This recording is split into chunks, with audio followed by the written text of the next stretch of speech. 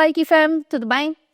Hoje temos o prazer de receber um dos nomes mais lendários do hip-hop em Moçambique e foi um nome que marcou gerações, que nos fez dançar nas pistas e que foi responsável por muitos hits que nos fizeram bater continência na época e que até hoje a sua voz é conhecida. E não há como falhar. Quando vocês ouvirem já vão saber. Hoje temos no nosso Equipod o Cloro. Como é que é? What up, Iki Fam? Thank you. E a ti, Joana, em particular. E vamos conversar, né? Vamos conversar. Há uma pergunta que surgiu quando estávamos a preparar essas questões e Cloro, toda a gente conhece. Qual é o teu nome? Explica-me. Primeiro, qual é o teu nome de BI e de onde surge o nome Cloro? Cloro Kila, why? Eu chamo-me Danilo Josué Malele. Ok. Josué é um nome bíblico, que é o nome do meu pai, né? Então, nome do BI, Danilo Josué Malele. Agora, Cloro, eu sempre dou um contexto, né, para explicar. Eu sou de uma geração que nós basicamente sofremos influência do rap americano, né? A nossa gênese é o rap americano e somos gratos a isso. Então, naquela altura, o que fez nós desenvolvermos o talento foi imitar. Nós, como todos, né, quando surgem primeiro imitam, rapar como americanos, rapávamos em inglês. O curioso é que nós começamos a fazer rap a cantar em inglês. Ok. Depois surgiu uma geração que o rap lusófono também começou a ter influência em nós. Gabriel o Pensador, Bossy, Black Company. Então, quando começamos a ouvir, começamos a perceber que também é possível rimar em português, né? Mas antes os nossos nomes eram todos em inglês. Por exemplo, o meu primeiro nome era Small Fool. Porque a ideia era tipo dar um nome tipo americano, Small Fool. Então, quando fizemos essa transição para começar a cantar em português, também surgiu a necessidade de darmos nomes assim meio bizarros, né? Tanto para os primeiros nomes de todos os artistas moçambicanos são curiosos, Stupid Man, Duas Caras, estás a ver? Então, eu sempre exatamente. Então, a ideia era quanto mais bizarro for o nome, mais gangsta. Então, eu era Cloroquina, porque Cloroquina era um compromisso com a marca. Então, é uma cena com a marca, Cloroquina. Então, depois, só que sempre que eu entrava para cantar, eu reduzia, dizia cloro, cloro. Então, as pessoas, na consciência das pessoas, o cloro foi ficando. Então, ficou cloro. Depois, Cloroquila, porque também eu era fã de um rapper, muito fã de um rapper americano que é o Cameron, que é Killa. Então, ficou Killa. Os meus amigos começaram a me chamar por Killa. Então, disse, Cloroquina, Cloroquila. Então, ficou Cloroquila, mas é cloro. Ok. Exato. Mas isto é engraçado a gente perceber que as influências nos moldam e que tem esta, sei lá, influência de fora, né? Mas isso, e eu lembro-me da gente estar a falar com o Killa, o Tequila, né? O cantor de pop moçambicano e português, desculpa, e ele estava a dizer isso, que é a influência dos países lusófonos apareceu muito mais tarde na vossa vida, né? Exato. Como é que naquela altura, porque hoje em dia estamos a falar de há quanto tempo? 20 anos. Não havia Google, não havia, quer dizer, para nós não havia esta coisa da internet na forma que a gente utiliza hoje em dia. Como é que esta influência vos chegava? Através da rádio? Como é que isso funcionava? A influência chegou através... Porque assim, o curioso é que em Moçambique quem trouxe o rap foram pessoas de classe média alta, que tinham acesso às cassetes, que viajavam, traziam CDs, cassetes, né? E que foram os primeiros também a ter acesso à televisão por... como é que se chama? Por satélite, whatever. Então, eles tinham acesso aos videoclipes, ao MTV ou MTV, que passava na MTV. Então, bastava uma pessoa ter e gravar, era o suficiente para espalhar para todos. Verdade. Então, foi assim que nós todos... Depois, a comunidade sempre se juntava em torno do rap. Então, era tipo, e o MTV Rap vai passar às 2 da manhã. Então, como queríamos ver em direto, podíamos nos concentrar todos em casa de uma pessoa que tem só para assistir, se calhar, uns 30 minutos ou uma hora dos vídeos que estão a sair. Então, foi assim que o rap em Moçambique chegou através das pessoas que tinham condições para fazer a música chegar aqui, né? Tu achas que esse espírito de comunidade se sentia mais naquela altura do que hoje, porque, por exemplo, tu estás a dizer que se juntavam todos e era a volta. E eu lembro-me de chegar à casa de amigos que também eram dessa área e estava tipo um computador e tipo 10 pessoas em cima do computador para ver aquela uma música, ouvir aquele um beat. Exato. Tu achas que esse sentido de comunidade, esse espírito era maior naquela altura pela escassez, se calhar, de acesso às coisas? Eu acho que é isso mesmo. Eu acho que pela escassez, pela novidade, nós também estávamos a conhecer todos. Estás a ver quando todos descobrem que, pá, aqui tem ouro, então aí todos onde ir para o mesmo buraco, tipo, é a emoção, a partilha. Então, aquela energia que se criava em torno do rap foi que também forjou o espírito de comunidade. E como o rap também foi um estilo de música muito marginalizado, era importante nós também estarmos todos juntos, né? Tipo, é para we all we got. Se nós estamos todos juntos, então tínhamos que nos proteger. E o rap sempre teve essa característica até hoje. Mas o espírito ainda está lá, né? Nós sabemos que nós somos nós. Okay. E rap é um estilo muito particular, porque não é só a música, é a forma de estar, a cultura, a forma de vestir. Yeah. E o rap é que influenciou toda a cultura, principalmente musical, em Moçambique. É verdade. Nós fomos os primeiros a fazer as coisas de forma independente, a fazer produção independente, a montar os nossos próprios estúdios, a criar os nossos próprios eventos. Então, essa toda a energia que o hip-hop tem é que faz criar esta comunidade especial, né?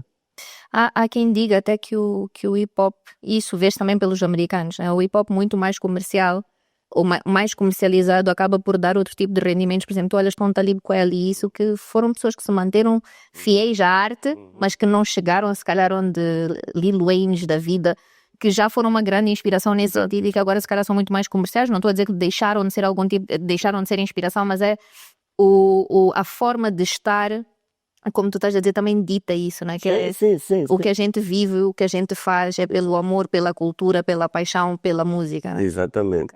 E é nice também porque a própria cultura se reinventou, em que, por exemplo, um Talib Kweli já não precisa necessariamente só de fazer música para rentabilizar. Ele tem um grande podcast, por exemplo, é convidado para vários eventos que tem que ser pago. Então, há várias formas de tu também rentabilizar sem necessariamente teres que fazer música comercial. Não que uma e outra coisa esteja errada, né? Mas Sim. São formas diferentes de fazer a arte, né? Exatamente. Ok.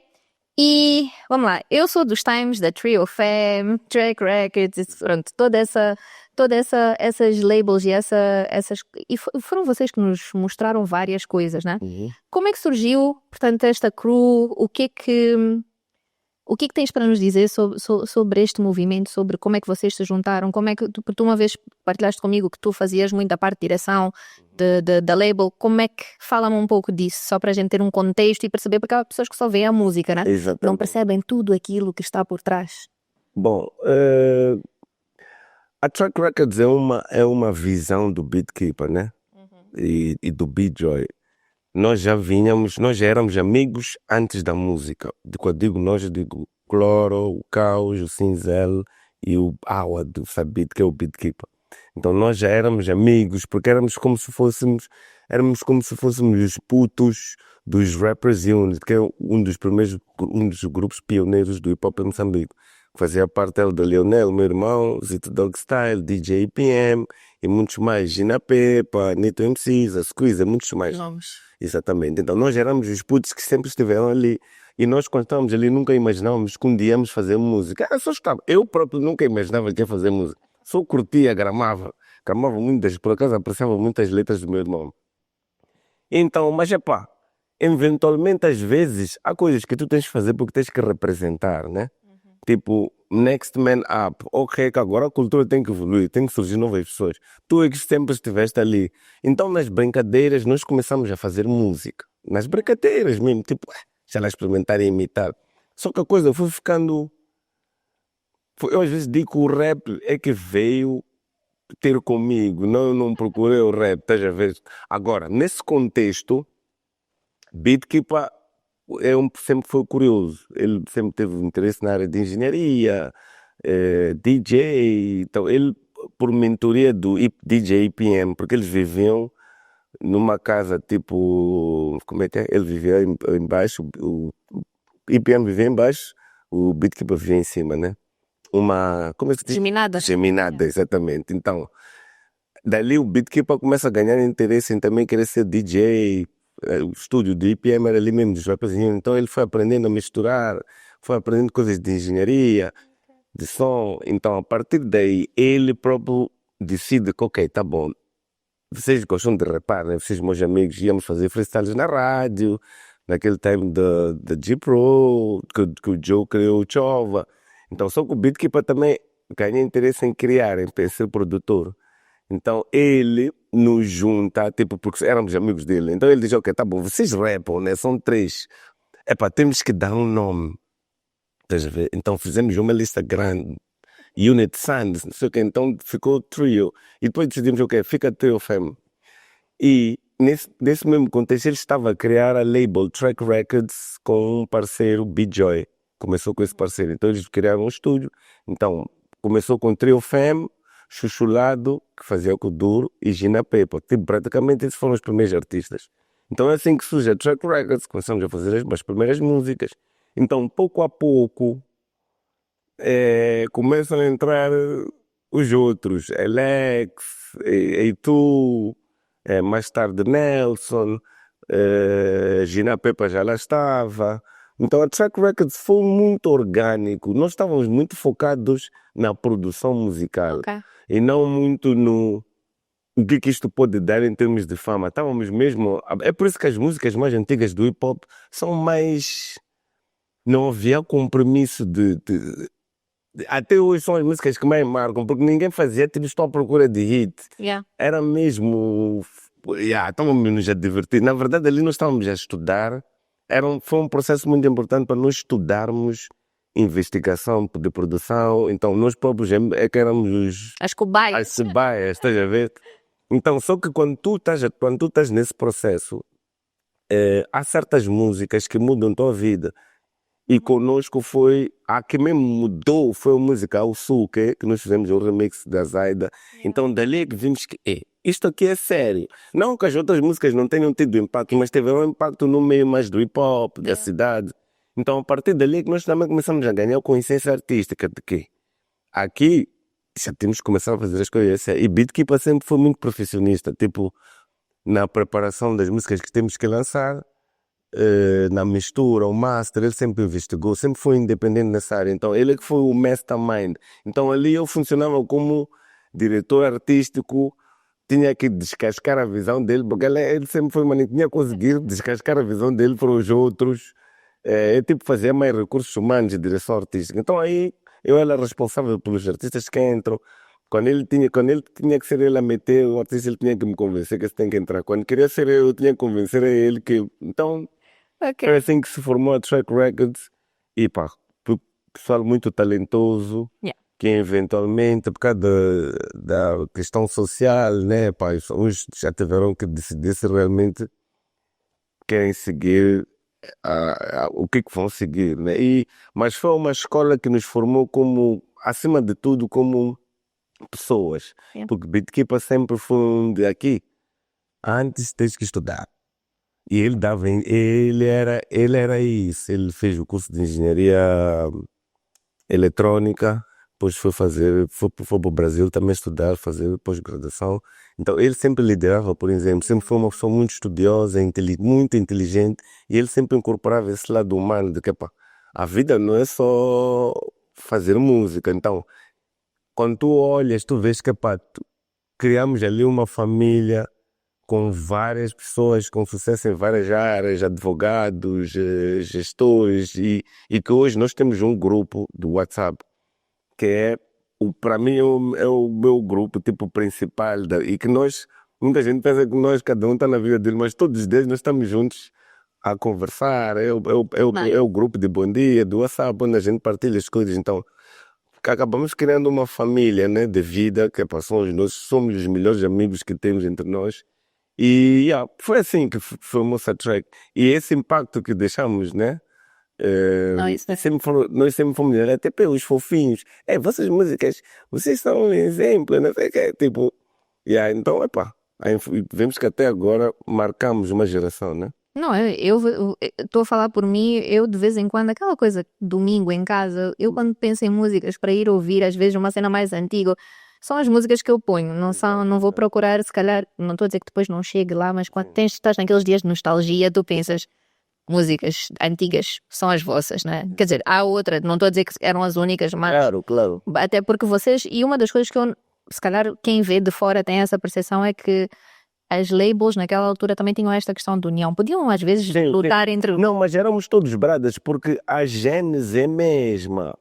Beatkeeper, Track Records, Joel, Joe, Yeah. G-Pro, Mike B, 360 graus. Estes três eram muito amigos. Tipo, o primeiro álbum da G-Pro que misturou foi Beatkeeper, Sem Blood às vezes gravava na Track Records, Mike B organizava festas que tem o DJ principal dele era Beatkeeper, então nós éramos, no fim do dia éramos bradas. Mas é claro que havia aquele contexto de que pá, tínhamos que nos organizar em termos de labels, então cada um criou e a diferenciação musical era claro, o tipo de som, então isso também foi bom para diversificar o que é que se pode criar Yep. musicalmente. G-Pro tinha uma característica, Track Records tinha uma característica, Sem Blood tinha uma característica, e os artistas que daí derivam até hoje continuam com essa gênese que foi criada com essas três mentes, Yeah. porque são Beatkeeper, Joe e Mike P. Tiveram uma influência muito grande nesta geração, e Cotonete Records, obviamente, o outro Joe do Cotonete que criou o Cotonete Records com a Zagai. Então, nós consideramos até hoje, claro, nós consideramos essa geração de ouro do rap moçambicano, porque foi a geração que até hoje ainda tem maior influência social, acima de tudo. A Sagaia, por exemplo, Duas Caras, 3H, Trio Femme.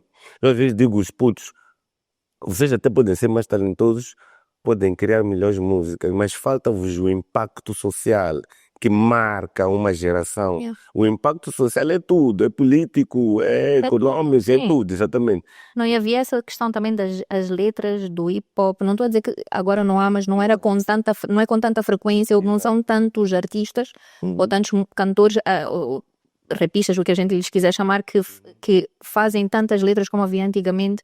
A contestação, né? Porque hip hop no fim do dia acaba por ser isso, tem um contexto social e uma cena de reivindicação bastante forte. Sim, às vezes né, a questão porque o hip hop é música, ela em si é música de reivindicação. O estilo de, é por isso que somos Yeah. apontar dedo, não sei o que, é natureza. Mas a reivindicação não quer dizer que é só política, pode Sim, ser reivindicação de condição social. Estás a ver? De que pá, eu quero sair da pobreza, ou eu quero algo melhor, ou eu não me dão atenção naquilo. Então, tem este lado que é natural em nós. É por isso que pá, os políticos têm mania meio dos hip-hoppers, né? não, isso é verdade. Mas não é pessoal, eles Eu acho, lá está, mas não é pessoal, mas acaba por ter um impacto até, e vou-vos dizer uma coisa, eu acho que quanto mais medo, né, tem, melhor trabalho vocês estão a fazer, porque significa que a voz está a chegar, que as coisas estão a ter o impacto que vocês querem, né? E a gente também gosta de provocar, faz parte. Não, é verdade. Eu acho que fazem esse trabalho, eu acho que fizeram esse trabalho muito bem feito. E estavas a falar dos mais novos, eu acho que há uma coisa que eles também se esquecem, é que o talento deles e a possibilidade deles fazerem o que fazem hoje se vem por causa dessa geração que abriu o caminho, né? Que abriu esse espaço, que estudou desde a engenharia de som a tudo, que permite ter bons estúdios, que permite melhorar essa qualidade e até que permitiu Exatamente. vocês abrirem a boca e falarem o que queriam e dizerem o que pensavam, né? Eu acho que é isso, que a gente às vezes esquece ou tem tendência a não dar tanto valor a quem nos abriu o caminho, né? Exatamente. E nós também temos que abraçar os putos, temos que estar mais próximos. Eu acho que o grande desafio desta geração, pois a nossa, é internacionalização. Tipo, estabelecer, porque, por exemplo, a Zaga é internacional, Hernani é internacional, Duas Caras é internacional, Cloro em certa medida, sei que sou ouvido em Angola, em Portugal um pouco ali, mas estabelecer, Yeah. já, eu acho que a nova geração tem esse desafio. E já começam a aparecer artistas que mostram que vão por aí, que vão conseguir chegar aí, né? Então, esse é um desafio, só que esse tem que ser um desafio intencional, não pode ser que, tipo, vai acontecer um dia, tem que se sentar, fazer um plano de que a ideia, pelo menos nos próximos 10 anos, nos próximos 5 anos, temos que ter uns 10 artistas que estão estabelecidos internacionalmente, que é para toda a máquina social, mesmo o povo, entender que, ok, estes aqui, estamos com eles, estás a ver? Yeah. Assim é que eles vão fazer shows fora, então. E claro, é verdade que isso tem que ser um plano meio ambicioso, mas eu, para mim, coisas não, para mim as coisas não calham. Sim, e é aquela coisa, se não te mete medo, não é grande o suficiente, né? Então, Também se esse desafio. olhares para esse desafio, e às vezes eu vejo também para essa questão, é tipo, não, o Pans é uma coisa, o hip hop é outra. Se os artistas levarem o nome, a bandeira Então, para fora, yeah. meio caminho está andado para qualquer outro, depois, qualquer entrar, né? Mas quem tem qualidade de lá chegar, porque as portas estão abertas para o país. Exato. E é isto que eu acho que tem de se unir um pouco e não olhar tanto para esta, né, separação e segmentação de, não, aqueles gajos do hip hop, não, aqueles gajos. Estou a falar da visão, claro que eu estou a falar da visão de fora, né? Não estou a falar da visão de quem está a trabalhar em conjunto, mas tem essa ideia, né? Tem Essa ideia. E é importante também nós, como artistas, nos posicionarmos para desmistificar essa ideia, porque nós internamente somos todos bradas. É. Estás a ver? Yeah. Aquilo foi uma fase que, claro, por exemplo, eu se voltasse atrás, há músicas que eu não faria, mas também não é porque estou arrependido de ter feito, não é isso que eu estou a dizer. O que eu estou a dizer é que eu já não Yeah. penso da mesma forma. Sim, é isso. Estás a perceber? Evoluímos, crescemos, Yeah, mudamos. Não estou a dizer que a evolução não é no sentido de estávamos já, mas é tipo a gente cresce. As coisas mudam, a perspectiva muda, né? Exato. Agora, falaste-nos assim por alto do teu percurso, como é que começaste? Alguma coisa que ficou por dizer e que queiras partilhar? Alguma curiosidade? Tipo, sei lá, eu lembro a música assim que tu dizes, tipo, foi isto que me lançou e agora algo que te tenha marcado no percurso? Epá, são muitas coisas, né? São muitas coisas. Porque São maninho cenas. sim.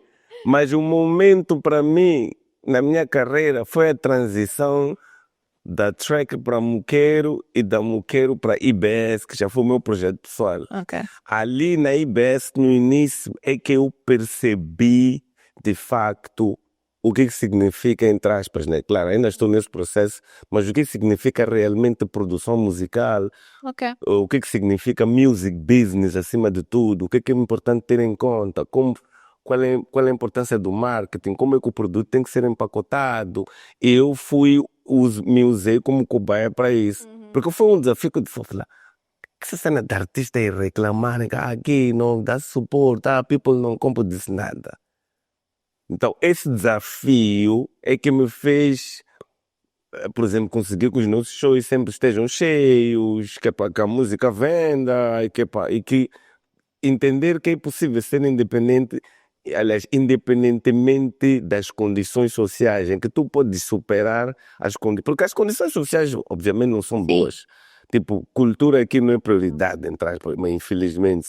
Mas isso não justifica tu não conseguires sobreviver ou rentabilizar ou fazer sucesso com música. Então, tens que fazer ali um jogo, que é isso que é interessante. Foi uma coisa que eu percebi depois, que as lições de BeatKeeper, o que ele tentava dizer, a experiência do Joe também é fantástica, do Joe era muito organizado, estava muito à frente do tempo. Então, só depois é que sintetizei essas ideias todas e com experiência própria, porque também já não tinha opção.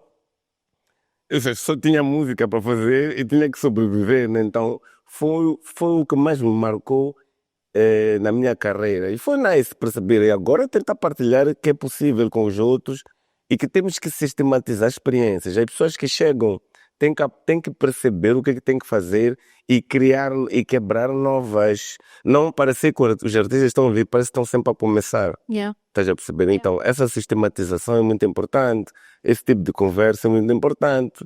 E essa foi a cena que mais me marcou. Ok, super interessante pensar nisso como um business. Eu acho que é isso também, porque não há, pelo menos os nomes na praça que a gente sabe que vivem exclusivamente da música não são muitos. Não, então esta questão que tu estás a dizer de olhar para isso como um marketing, um business, empacotar o produto, porque acaba, no fim do dia é um produto. É um produto, sim. E a gente olha para não, é uma coisa abstrata no ar. Os artistas, a questão é que os artistas romantizam muito a arte. Acham que só porque eu tenho talento e lance, as pessoas têm que gostar. Não é verdade. As pessoas primeiro não têm que gostar. Yeah. As pessoas vão gostar se for bom e se mesmo sendo bom está bem empacotado.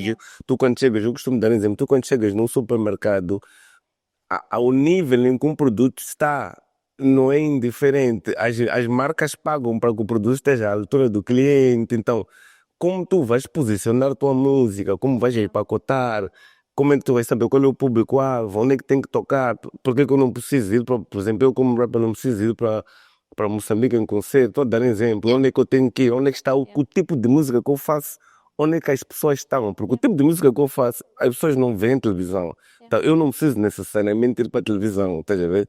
Não que não possa ir, mas eu não vou perder energia num sítio. Ou focaste só naquilo, Focar naquilo, eu podes tenho ir que, para uma outra coisa, mas é tipo, ok, onde é que eu ponho a minha energia num todo, né? para ter o Yeah, resultado que resultado. eu quero. Porque Claro. outra coisa é que as pessoas também nem sabem o que estão à procura. Então tu só estás a disparar, depois te frustra, diz, Moçambique, não dão suporte. Eu digo, bro, tu tens, claro, que os shows dele tem muitas pessoas aderem. Tu tens Blaze que meteu 5.000 pessoas.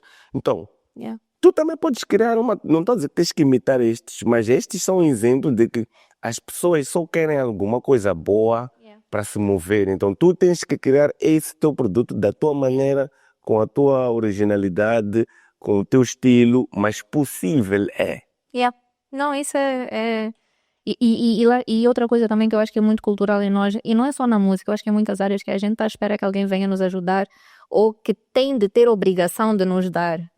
Mas ao mesmo tempo somos um país que a gente tem de fazer acontecer por nós. Então é de tipo, Sim, é contradição. Exatamente. Nós também temos de correr atrás, mas ao mesmo tempo estamos à espera e a reclamar que não nos deram. Então é tipo, onde é que entra o equilíbrio? Esta ideia messiânica de que Jesus will save me, o meu pai vai fazer por mim. Tudo bem, sem nada contra a religião, mas só que quando tu estás sempre à espera que um pai faça para mim, um presidente, alguém tem que vir me salvar, deixas de fazer o que tu tens que fazer para contribuir para que todo o resto faça sentido, né? E eu não estou a dizer que o governo que não tem as suas responsabilidades, não é isso, mas não vale a pena esperar, vai esperar uma vida toda. Houve alguém que me disse no outro dia, disse, ficamos parados à espera que nos deem isso. Já não lembro qual era o assunto, não tinha a ver com música, já não me lembro, mas era, se ficamos à espera que nos deem o que a gente está à procura que nos deem, nós já não vamos estar na Terra. Portanto, se queremos fazer, vamos fazer agora. Fazer Até porque a expressão, por exemplo, o país é nosso, é muito mais que política. Yeah. É que realmente é. Tu tens responsabilidade de fazer alguma coisa. Ninguém vai fazer por ti. E ninguém vai fazer pelo teu país, é teu. Sim, porque não, aqueles. Política é o que é, mas a política é feita com trabalho no dia a dia. Como é que tu vais influenciar também? Quais são as condições? É por isso que os empresários se juntam para tentar influenciar o Estado. Depois, então, tu tens que criar. Eu às vezes digo, meus colegas da cultura, bros, vamos a criar um nosso poder em que nós também criamos nossa influência, em que nós estamos a negociar. Estamos a dizer, se vocês não nos derem isto não vai acontecer. Mas nós temos que entender onde é que está o nosso poder. E é assim como uma sociedade é composta. Tem que ter vários poderes, tem que haver divisão de poderes, que é para, nessa luta, todos saem a ganhar, né? Não, é verdade. Exatamente. Aliás, porque neste momento os fóruns da mulher, por exemplo, estão. Porque a mulher percebeu que as mulheres perceberam que se não se juntarem, ninguém vai fazer por elas. Então, é mulheres empreendedoras, é mulheres da agricultura, está cheio de fóruns. Eu acho que é isso que também é necessário. E olha, fica o desafio para vocês criarem isso, esse movimento. Exato. Diz-me uma coisa, agora olhando um bocadinho, tu tocaste na parte do marketing. Como é que é para ti criar músicas por paixão? Porque é aquilo que tu gostas, é aquilo que é, eu vou dizer, tua missão e vocação de vida, né?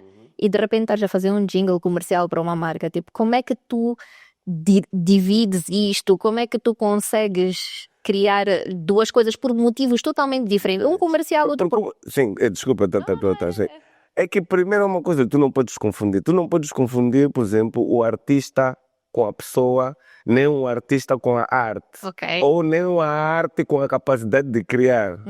Uma coisa é o produto que eu crio, outra coisa é a capacidade que eu tenho de ser criativo. Então, eu me divirto com o meu lado criativo. Então, como eu vou usar? And I do that for fun, né? Tipo, não é só uma questão de business, de dizer, é uma cena que a malta grama de... Porque tudo que tem a ver com criar solução é um desafio bom. Tu sabes que estás a precisar de um som para vender este produto. Então é tipo, é altamente. Vamos pensar numa cena. Então, isso para mim em si, we do it for fun. Estás a ver? Ok. Então, para mim a cena, a criatividade, ela não é uma questão, porque criatividade também é muito romantizada, tipo, criatividade é para criar solução, não é para só... Concordo. Sim, é para criar solução, porque criatividade o quê? É tu criar algo novo com o que tens, Yeah. estás a ver? É por isso que tens que ser criativo, tipo, mas para fazer, precisamos de fazer isto, para fazer isso precisamos de dinheiro, não sei o que, tá bom, mas não temos dinheiro. Como é que com água, café, que eu vou criar uma bebida interessante agora aqui? Yeah. Claro, tu quando chegas à geleira, não tem cebola, mas tens não sei o que, mas diz, tem que cozinhar aqui. Então tu crias algo e ainda crias algo saboroso e que dali pode ficar um novo produto. Então estás à procura de solução. Ok. Estás a ver? Então, isto é uma linha importante as pessoas perceberem que a criatividade não é diversão só. Estás a ver? É criar soluções para o mundo. É a partir das condições que tu tens, tu não reclamas, tu crias algo novo. Então, esta separação é mata grama, porque na verdade, criatividade é criatividade. Agora, se é para fazer música, por exemplo, a Zagaia, grande copywriter. Yeah. Estás a ver? O mesmo Azagaia do que era o Azagaia. Era o mesmo, por exemplo, que era o copywriter na Golo. Estás a ver? Mas estás a ver esses dois personagens. Não, é verdade. Yeah. Estás a ver então? E eu como lhe conheço, Azagaia é um que gosta muito, por exemplo, nós rappers criativos gostamos muito de palavras, poesia. Estás a ver? Então nós nos divertimos com isso, brincar com palavras. E isso não tem nada a ver com qual é o caminho, qual é a direção, ou o caminho de, como é que se diz, a tua tendência a tua abordagem, né, musical. Por exemplo, a Zagaia seguiu uma abordagem mais político-social. Mas a capacidade dele de ser artista... Não se restringia só a isso. Sim, mas ele usava... Isso. Porque o que é a arte, na verdade? É tu crias uma personagem. Eu não sou Cloro, eu sou Danilo. O Danilo, para sobreviver, criou uma personagem. Que essa personagem também não pode ser confundida com Danilo pai, filho. São máscaras sociais que a gente precisa para a gente sobreviver, né? Mas tu quando estás com teu marido na cama, aí já não é a mesma Joana... Senão tu começas a confundir os momentos, sabe? Então... Sim, a essência da pessoa está lá, que lá está, é a parte de criação, a parte das soluções, porque tu neste caso que estás a falar, mas em termos de forma de falar, forma de estar, muda. Muda, claramente. Então é muito importante também, é uma dica que eu dou a muita gente, não confundir a pessoa com o artista, porque chega um momento em que tu não tiras a máscara, estás num sítio em que não é para ser artista aí, tira a máscara, seja a pessoa. Yeah. Só que as pessoas têm muita dificuldade, né? Porque, claro, às vezes é desconfortável eu descobrir que esse gajo correndo de maninga, afinal make mistakes, às vezes zanga, então ficamos sempre numa zona de eu sou Cloro, mas há momentos que eu não sou Cloro. Aquilo é uma personagem que eu criei. Então, respondendo à tua questão, que acho que já respondi, é que para mim, acima de tudo, é maninho divertido. Primeiro, é maninho divertido e ver a satisfação, por exemplo, de um cliente ou de alguém que pediu uma coisa, uma ajuda, ver que conseguimos ter a resposta para isso que se queria, estás a ver?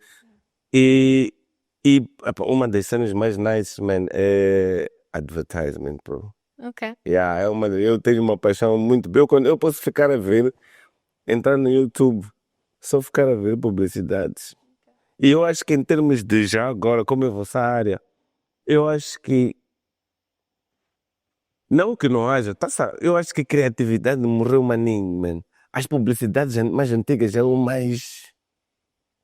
tinham mais vida. Tu às vezes mesmo as publicidades da Golo há muito tempo, bastava ver que Golo lançou uma cena nova, você queria ver, só que tu querias ver o que eles pensaram. Talvez já perdemos isso, agora está mais...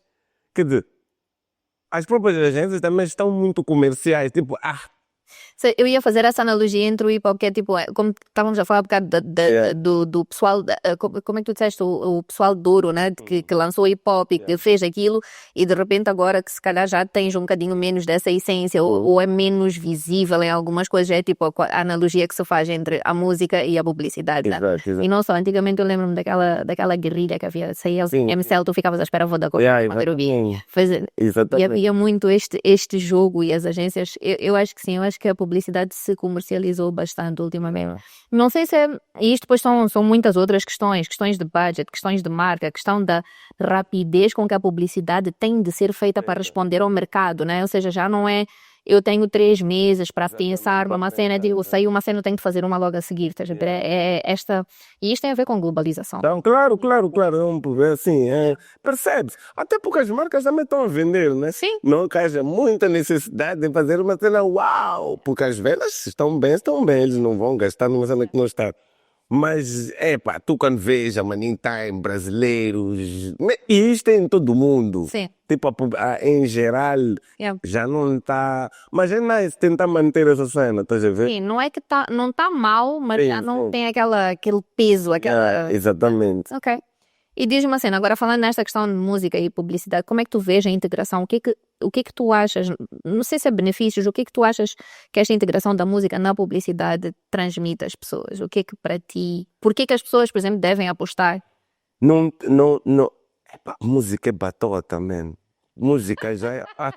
É que a música já é calma para qualquer coisa. Se tu reparar já, música, canção, está na essência de todas as culturas, em todas as cerimônias, casamento, as 3 cerimônias mais importantes, que é nascimento, morte e matrimônio, em geral, né? São as mais importantes.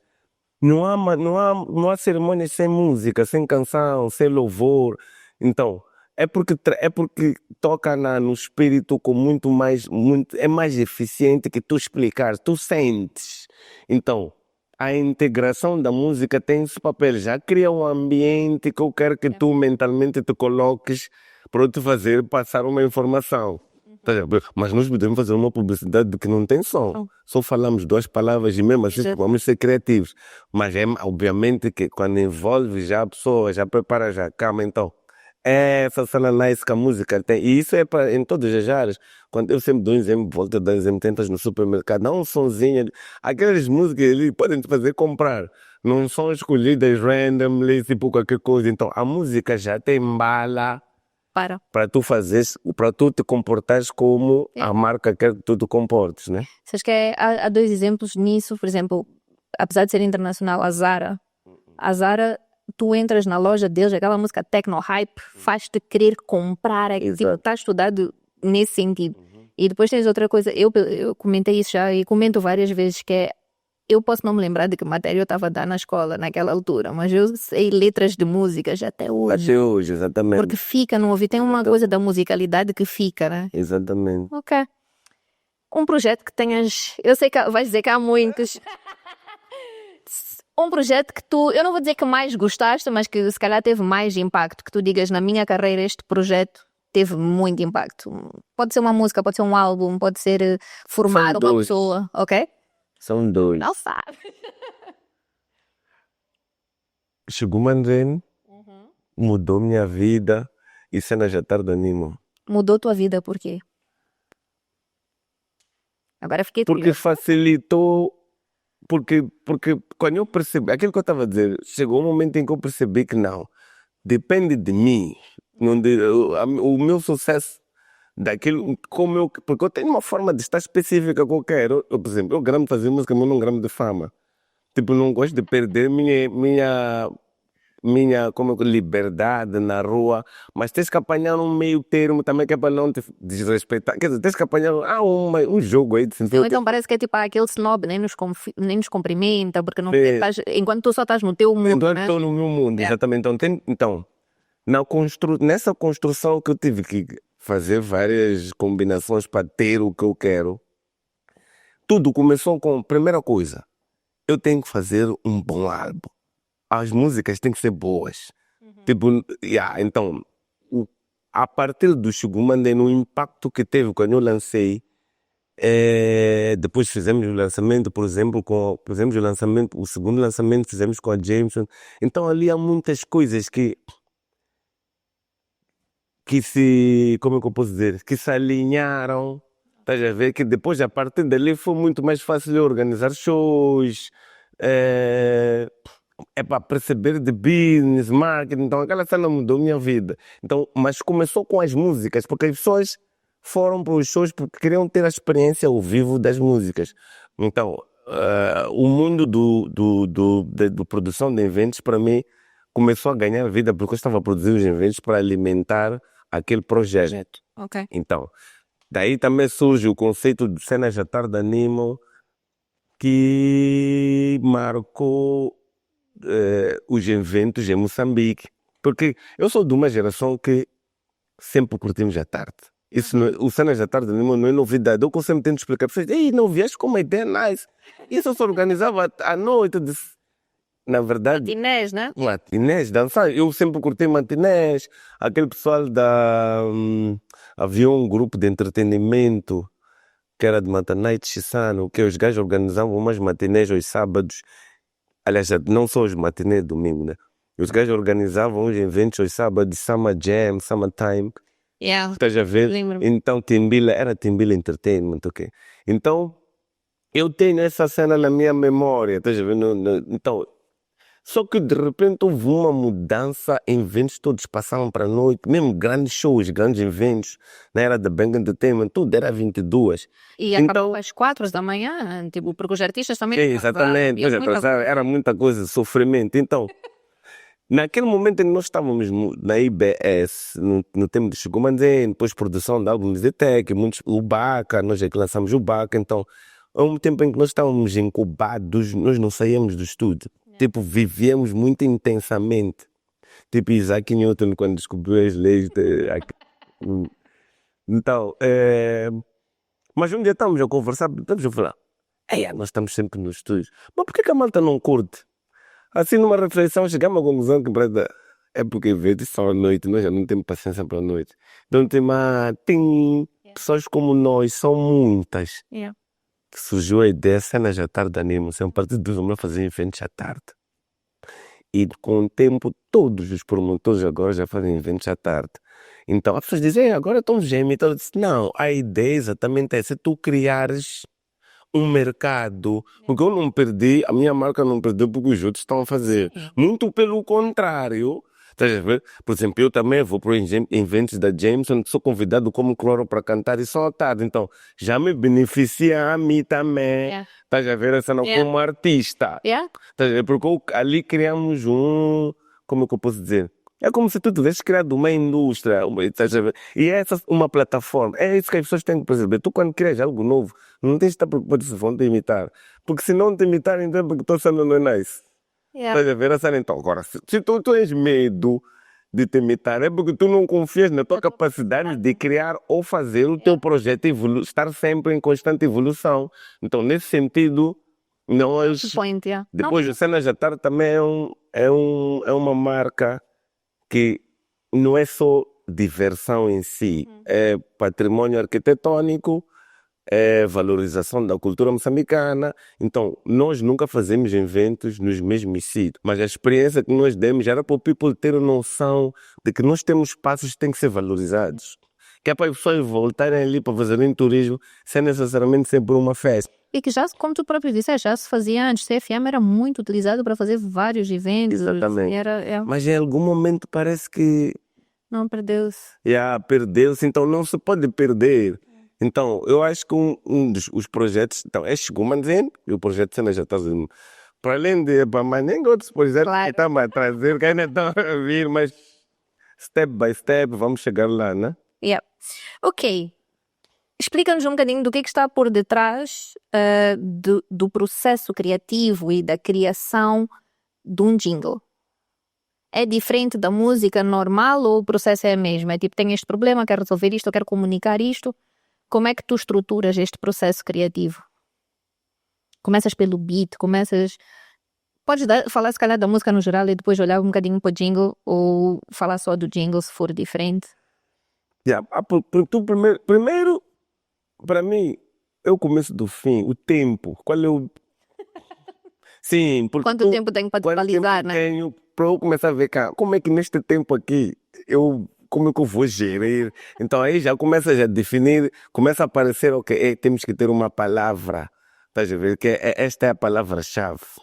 Ok, depois, qual é a energia que tu queres no jingle? Mas eu vou dizer uma coisa, Na verdade, nem é nada. O cliente é que te diz. A resposta está com o cliente. Tu só fazes o que o cliente te disse. Depois é aquela parte artística já da brincadeira, né? Da escolha da palavra, da ginga, como é que é para dizer? A parte criativa, né? A melodia é muito importante. A melodia é muito... E, por exemplo, o Technique nisso é mestre. Ele sempre vai dar uma melodia que é assim dizer. E tem a ver com o público, ou seja, vocês também percebem qual é o público-alvo daquele produto ou daquele serviço que vocês estão a divulgar para... Exatamente. Por exemplo, já agora, eu sei que a Ikigai, por exemplo, pensa que nós temos que ser nós a executarmos.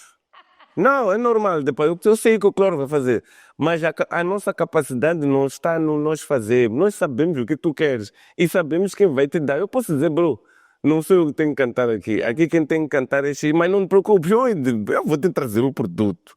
Nós conseguimos ver isso. Porque eu sou criador, eu não tenho o que fazer. Às vezes que não tenho o que fazer. Porque não é para ser rap, por exemplo. Yeah. Agora, o cliente pode dizer, eu quero que seja rap, ok, tudo bem. Mas não tem que ser Cloro, pode ser uma pessoa com uma voz assim, estás a ver? Essa cena é que nós temos isso, nós conseguimos ver que, ok, não te preocupes, nós vamos te dar o que tu queres. Isto aqui tem que ser um gajo da beira, por exemplo, ou tem que ser o fulano X, porque aquele tom vai dar aquilo que nós queremos, e X. Então, tu tens que ter essa capacidade de responder o que o cliente disse. Estás a ver? Porque tu não estás a inventar nada. E para mim é muito mais fácil quando está claro. Ok. Estás a perceber? Tu dizes, mas tá bom, qual é o teu público-alvo? Já sei que palavras tenho que usar. Obviamente, já sei que tipo de melodia tenho que fazer, porque é para esse tipo de... É para pessoas assim, ok, tá nice. O tom tem que ser até. Pois só vejo, ligando as coisas, pá. É uma ciência por trás, não é? É estúdio, tá essa cena, Não, há uma ciência que está... Exatamente, é fórmula e está claro. Agora, tem um lado espiritual que, sim, que eu é que tenho, ou técnica é que tem, que não é fórmula, é sensibilidade. a sensibilidade. Exatamente.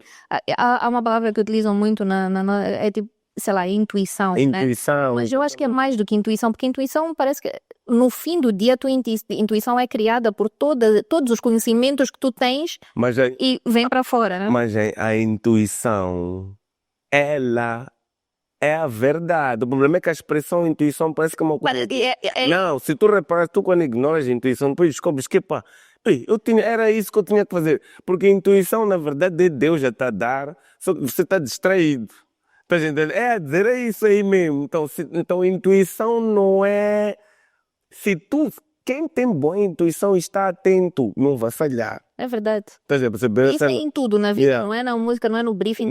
Sim, é em tudo. Porque a intuição está ligado com o futuro, estás a ver? Ligado com fé. É uma maneira da fé te dizer, faz isso. Só que, pá, nós estamos, às vezes, estamos com dúvidas, medos. Então a intuição também te deixa, né? Mas, sim, mas essa ligação com... o espírito, né? Que, epá, isso já é talento, mesmo é uma coisa natural que está ali. Eu acho, por exemplo, vou dar um exemplo. Eu acho que às vezes as pessoas também dizem que a intuição é uma cena, lá está, de fé e de não sei o quê. Mudem o nome. Digam sensibilidade, digam que é o universo a comunicar. É que às vezes as pessoas depois dizem, não, isto aqui não vou ouvir, porque tipo, criam um bloqueio. Há uma ideia de que intuição é sorte. Estás a perceber? Então, é por isso que ela própria também não é valorizada. Então, realmente, as palavras... O problema das palavras é que elas gastam-se. Porque o conhecimento gasta-se. Eu vou dizer, te amo, amor. Nós já nos chamamos de amor, que a palavra já não tem peso. Mas não é porque amar está errado. Nós é que já não... Então, banalizamos um bocadinho as expressões, não mudamos a conotação delas. A conotação perde o verdadeiro sentido. Quando tu dizes... tive uma intuição, e você pensa que... Não, tiveste o que é. Então, eu concordo contigo que às vezes temos que usar outra expressão, dizer sensibilidade, ou não sei o que é para fazer a pessoa entender o que tu queres dizer, né? Não, e depois às vezes as pessoas perguntam, mas porquê? E isso também é outro problema, eu só estou a sentir, não é só... porque, lá está, eu só estou...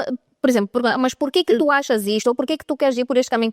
Não sei, tem uma cena que está... E as pessoas depois desvalorizam isso também. Aquela coisa que tu estás a sentir, algum motivo tem, não é? Por Mas exemplo, nós às vezes, próprios nos desvalorizamos nessa intuição e é eu, às preciso nós vezes, por aprendemos a exemplo, nos ouvir, né? em conversas com amigos, mulher, não sei o que, eu digo, pá, eu gostaria de não sei o que. Eu pergunto, mas por quê? Não, porque eu gosto de, sabe, essa não é demais, porque eu gosto. Tu gostas por alguma coisa, tu não queres te dar tempo de descobrir Yeah. que é, porque é mais, porque claro, também se eu começar a entrar, já é desconfortável porque Estás a tocar. estás a tocar Yeah. no ponto, mas porque às vezes vais chegar a conclusão, pô, gostas não, mas ou eu não gosto, eu vou dizer, mas não gosto porque eu não tenho gosto, eu não gosto. Porque se eu começar a te perguntar porque eu não gosto, havendo chegar a descobrir que é preconceito, então as pessoas não querem chegar naquilo que está-lhes a fazer se comportarem de uma certa forma, porque vai ser desconfortável. Mas não há problema, seja preconceituoso, pois não escolheste ser assim. Mas quando tens consciência, a probabilidade de tu aprenderes a gostar de certas coisas que assumiste na tua cabeça sem saber porque não gostas, e tu próprio nem sabes porquê, e nem queres te dar tempo de dizer, mas bem, eu não gosto de matar, pá, porquê? Se bem uma tapa numa coisa não se gostar, mas bom. Deixa lá de repente. Cacana, waterloo. É porque amarga. Calma, bro. Qual é a essência da cacana? Tenta lá te dar tempo em descobrir. Porque quando você vê, não, aquele amargo é o ingrediente X que tem um objetivo X. Então, tu quando entendes o sentido das coisas, é mais fácil tu incorporares até coisas que são difíceis, porque tu já percebes que ok, eu tenho que comer essa cena porque vai me ajudar nisso, ou vou ter uma boa digestão, ou vou evitar não sei o quê, e a partir daí começas a ganhar gosto, porque sabes que estás a proteger. Então, Yeah. basicamente é só se darem tempo para pensarem porque têm certos comportamentos. Sim, sim. E isso, lá está. Tu deste o exemplo na comida, mas eu acho que na publicidade, por exemplo, lá está. Dá um exemplo, né? Em termos de marketing. Às vezes a gente diz assim: o cliente gosta de cor-de-rosa. Para um logotipo que não tem nada a ver, ou vermelho, ou sei lá, e tu dizes: não, essa cor não dá.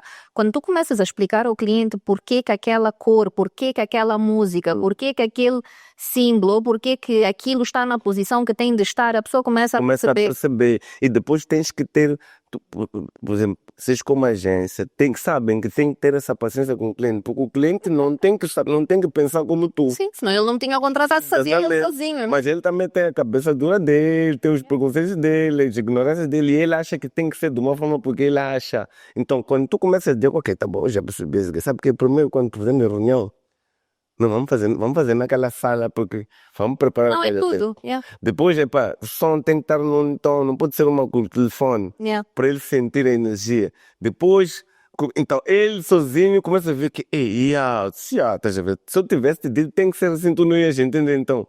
E ele também não precisa saber que tu preparaste aquele cenário que é para influenciar, para ele perceber porque é que a coisa tem que ser X ou Z. Mas é uma cena, eu acho que, na verdade, de publicidade é batota, porque o mundo é publicidade. Mas Hitler nos lavaram com marketing. Sim. Estados Unidos, todos, isso tudo, Frelimo, tudo é marketing. Tudo. Então, e a Porque expressão- tudo comunica no fim tudo do dia. comunica, exatamente. Então, em política, qual é a palavra que dizem? Não é marketing, Agora, há uma palavra que se usa, pá. Ok, mas eu não lembrar. Que é tipo propaganda. propaganda, exatamente. Gata- Propaganda, exatamente. It's propaganda. Politics is propaganda. Então, é nice se tu contribuis para a mudança de comportamento das pessoas, desde que não seja para uma coisa Sim, negativa. é isso. Vamos Pois é. olhando para aquilo que foi o Holocausto, por exemplo. Exatamente. Eu utilizo isso quando eu dou palestras, eu utilizo esse exemplo, eu digo comunicação, publicidade, propaganda. Eu sei que são diferentes.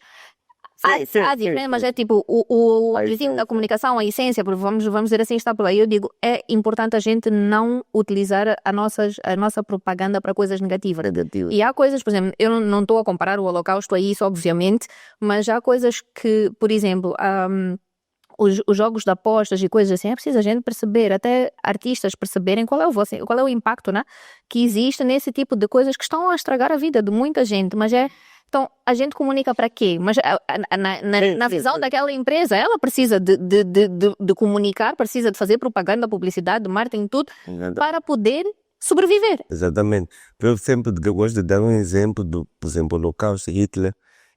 As primeiras reuniões do partido, ele fazia em quartos muito pequenos, para sempre parecer que está cheio. Cheio. Então criava uma energia, mas então começou a lavar as pessoas assim mesmo, até ficarem muitos.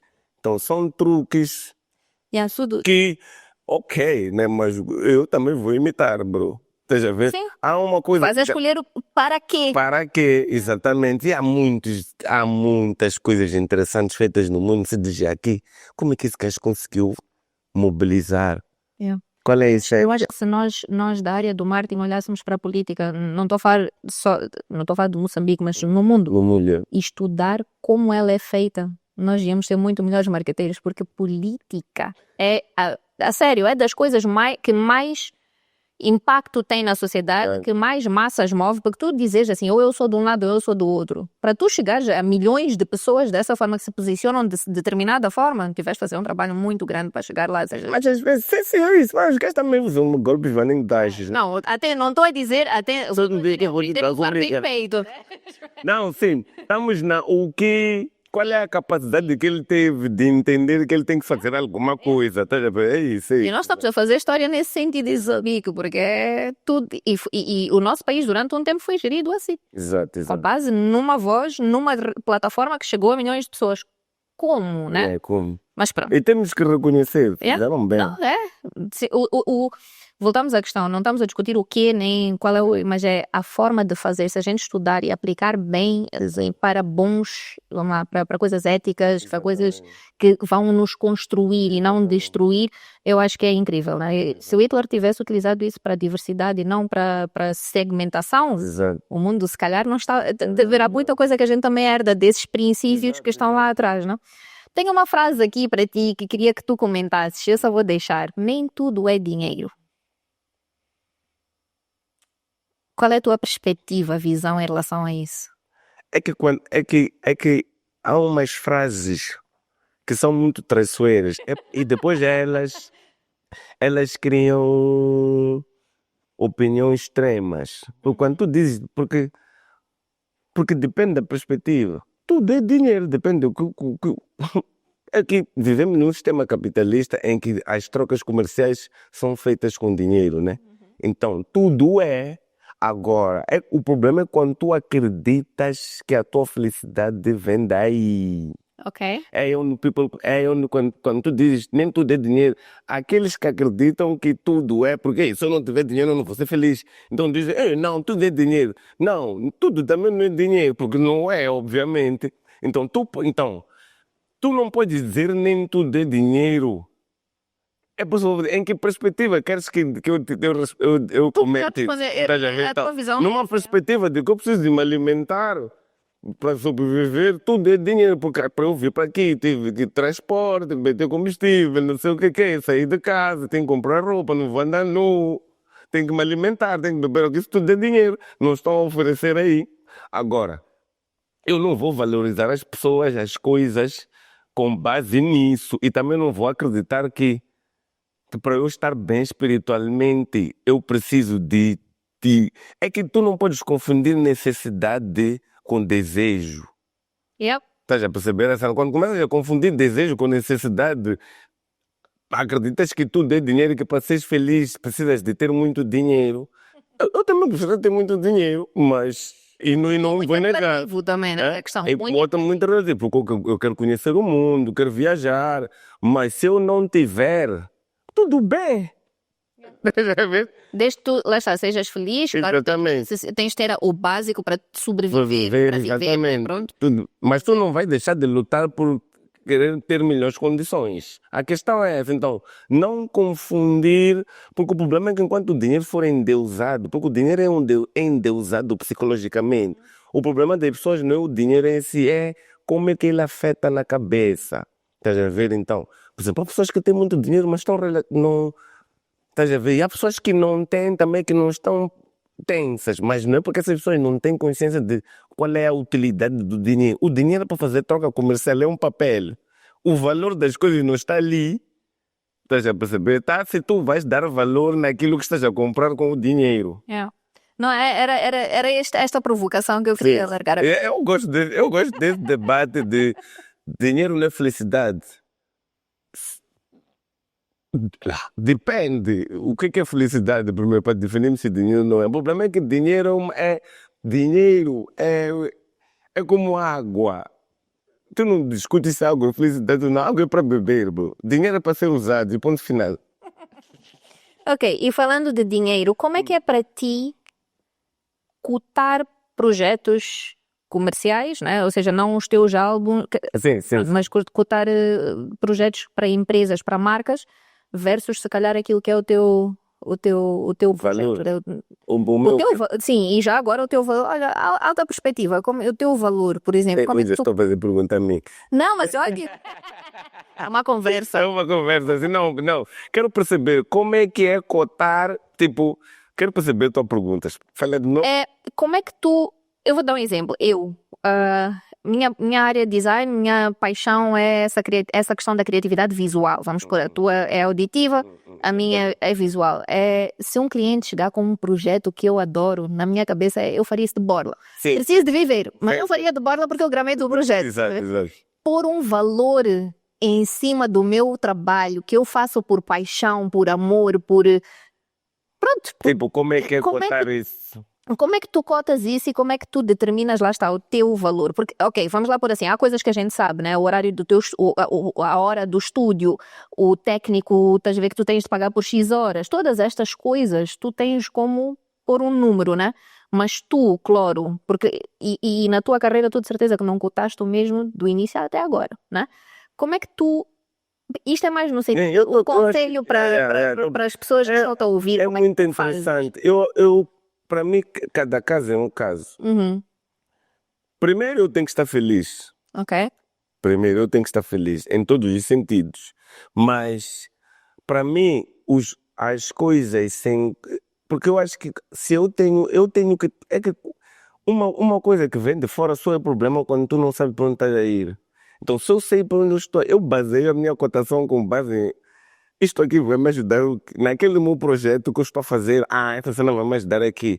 Ou se não for com dinheiro, vai ser com isto. Então eu nunca vou sair a perder, independentemente de quanto estou a cotar. Agora, sim, essa é a parte de que tu tens que ter um teu caminho que estás a seguir, que tu sabes que naquele meu projeto maior, esta cena não está-me a atrasar, nem está-me a prejudicar. Ok. Depois, budgeting. Tem que ser justo. Começo por ser justo primeiro. Claro, também avalio o cliente. O cliente também tem que ser honesto. Mas sabes como é que é? Às vezes o people não é nem honesto, né? Porque toda a gente quer tirar o menos possível, dando o maior... Quero tirar o máximo possível pagando, tipo, né? pagando o menos possível. Então, mas essa escolha já é minha. Eu não responsabilizo o cliente por eu não ter exigido o que eu acho que... Se ele não quiser me pagar, ele que quis aceitar. Então vais entregar na mesma qualidade. Não, isso aí para mim é uma Nem coisa tem que... questão, né? Não, tu não podes fazer uma coisa... Isso é meu nome, Yeah. estás a ver? E eu também nesse tempo estou a fazer currículo. Então há muitas coisas por onde ganhar por aí. Mas é claro que há coisas que têm que ser pagas. Tu também não vais andar tipo... Diminuir a toda hora. Sim, e depois começar a encaixar. prejudicar ou ficares com dívidas porque não, eu quero agradar isto aqui, ou prefiro ficar no currículo, mas estás a explorar outra pessoa que não está a pagar, ou isso também não. Sim. Então, cada caso é um caso. Epá, a resposta final também é do cliente, né? Ele é que vai dizer, epá. Mas é maninho importante fazer sempre o cliente perceber porque que tu estás a cotar assim. Não. Estás a perceber? O cliente tem que perceber que aquilo tem sentido, não é uma cena que eu decidi cá. Porque é rama? Ei, nós gastem dinheiro, vamos comprar. Estás a ver? Não é bem assim. Mas eu também sei o valor de que não, ouve lá. Isto aqui está aí para uma campanha dessa dimensão. Esses caras aqui também querem fazer milhões, então, estás a ver? Não, mas não é isso que tem que definir. Sim, mas não é porque eles fazem milhões, tu vais cobrar milhões. Exatamente. Vais cobrar o justo, mas se calhar não vais cobrar o mesmo do que uma marca pequena que está à procura também de crescer. É diferente, sim. Exatamente. Então, tens que julgar, né? Há pessoas que não têm muito problema em cobrar maninho. Epá, eu tenho, cá que é uma cena de, será que estou a cobrar maninho? Mas, ok, mas então... Tipo, está aqui, o cliente também vai dizer, né? Sim, ele também é que vai dizer, né? Mas a melhor maneira de negociar é apresentar qualidade. Yeah. Essa é a melhor maneira de negociar. Podem não te pagar agora, mas vão te pagar de outra maneira, com outra coisa. has de dizer, E a qualidade não é só no projeto para ele, né? Em tudo que tu constróis, tudo né? Ou que seja, constrói. porque lá está, se te vão procurar também é nesse sentido, nós sabemos o que ele é capaz de entregar, nós sabemos o que ele já faz. Exato, Então, e eu acho que às vezes a gente diz, é só um projetinho, vou fazer, exato, vou despachar, vou só entregar. exato, E exato. depois tu perdes uma ótima oportunidade de ver como People está a tá no fazer o teu trabalho. imediatismo. Yeah. Bolado, tá aqui, dá lá agora, tá aqui, dá lá agora. Yeah. Às É uma vezes- construção, né? Sim, São sim. anos. Tu estás a falar por de isso- 20 anos, né? De Exatamente. construção do teu É por isso que eu digo que se tu não tens um teu projeto pessoal, tu sempre vais sentir que estás a ser aldrabado. Porque tu não estás a ganhar em nada. Então, por isso que também, como quando não tens projeto pessoal, eu quero agora, quero dinheiro, porque vais usar, vais gastar e a vida continua. Agora, quando tu tens, sabes onde queres ir, há muitas coisas que tu podes ganhar que no fim do dia vão te dar esse dinheiro. Porque nós todos aqui estamos a trabalhar para a reforma ser tranquila, né? Então agora só estamos a montar as peças que é para quando chegamos lá, Yeah. já está tudo feito. Ok. Bom, alguma coisa antes de passarmos para a parte final deste episódio que queiras dar um conselho, uma dica, não sei. Algo que queiras partilhar connosco, deixar uma mensagem. Nada de especial, acho que já foi, falei nem cenas, mas é só para o people não perder, em geral, não perder fé na life e não, eu não falo de fé na perspectiva religiosa, falo na perspectiva da humanidade mesmo, de que é importante as pessoas não perderem esperança, não perderem feeling e assumirem responsabilidade, tá a ver? Yeah. Assumir responsabilidade para não, nós vamos fazer, eu vou contribuir, porque no do fim da vida é isso que vai pesar. Se eu dei o meu máximo, se eu fiz força, porque a pior coisa é tu te arrependeres de não teres tentado, não teres feito. Então, não perder fé, esse país é nós, temos que trabalhar, temos que unir as pessoas, temos que não entrar nas diferenças que a política cria, não ser ignorante e cair nas diferenças, porque esses gajos dividem para reinar, né? Então, nós todos somos moçambicanos, nós todos temos que nos respeitar, o espaço é de todos, acima de tudo temos que nos amar, né? Então, o resto, já é... Você está naquela área, eu estou naquela, sim, temos divergências nisto, mas não esquecer que somos todos cidadãos do mesmo espaço geográfico, né, geopolítico, whatever. E que temos que nos cuidar uns dos outros para todos estarmos bem. Porque você não vai ficar rico sozinho enquanto 50 mil pessoas são pais de viver. Como é que vais passar dali? Como é que teu filho é de brincar? Então tens que criar condições para todos. Mínimas, né? Agora, sim, basicamente é isso. É people não perder fé. Não perder fé. Ok. Então, nós acabamos os episódios com vou dizer um jogo, ok? Eu vou dizer uma palavra, vou dizer uma coisa e tu tens de responder o mais rápido que te aparecer na cabeça, ok? Então, um projeto, Eu vivo hip hop. um ídolo,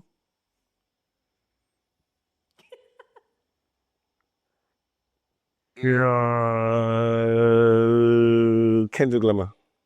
um arrependimento, Ei, já não me arrependo.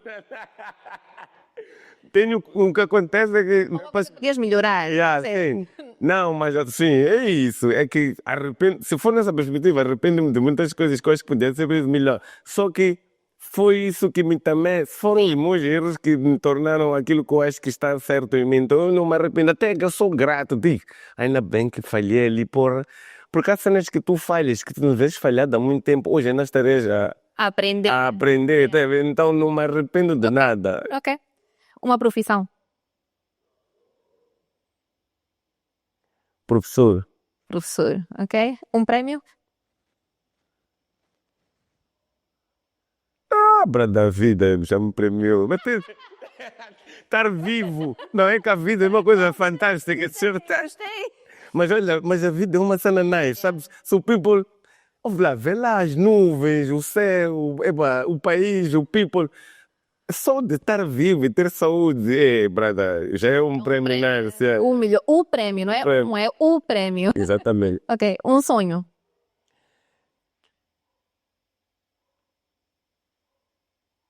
Uma revolução cultural. Ok. Tipo mesmo, nós, entendermos que a única coisa que pode nos salvar em Moçambique é a nossa cultura, porque é a única coisa que não acaba. Eu sempre digo, o petróleo vai acabar, então anda-se a matar por causa do petróleo, pedras, não sei o quê, porque é interesse de terras. A única coisa que não vai acabar é cultura, é Ah. turismo, praias, não vão acabar, comida, a humanidade dos moçambicanos. E quando nós percebemos que é isso que nós temos que vender, aí eu acho que o país vai mudar, porque não acaba. Yeah. Yeah. Yep. O que o Cloroquila diria ao Danilo? O que que eu- Levanta da cama e te mexe. Eu sou um maninho preguiçoso, mas é bem, Tu veio fazer acontecer, não. mas eu podia fazer mais. E o que o Danilo diria ao Cloroquilo? Ao Cloroquila? Aquilo, epá, tens que ser grato e humilde sempre. Ok. Yeah, porque é maninho fácil sentir cenas, né? Tipo, por causa das cenas que a gente vai fazendo, que o people vai aplaudindo, então tu podes confundir e achar que em Deus, eu já cometi vários erros de arrogância, não, sou pessoa, né? Mas a dica é sempre, bro, seja grato, mano. Deram-te essa qualidade, usa, man. Não tens que humilhar os outros. Então, é um balance que não é fácil, mas bom. É isso. É isso. Thank you so Gravei das perguntas.